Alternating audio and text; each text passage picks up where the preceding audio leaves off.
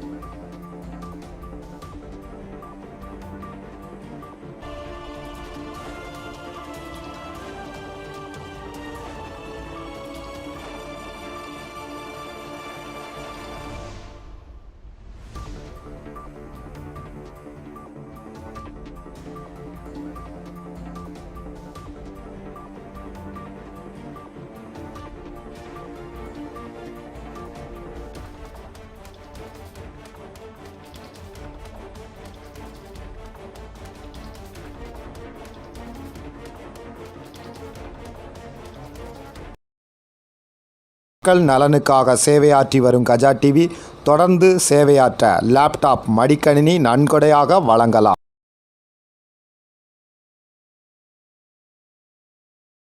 உங்கள் தொழில் சிறக்கவும் தொழில் நிறுவனங்களின் விவரங்கள் மக்களிடம் கொண்டு செல்ல கஜா டிவி நம்ம ஊர் வணிக தகவல் நிகழ்ச்சியில் விளம்பர தொடர்புக்கு 9659520537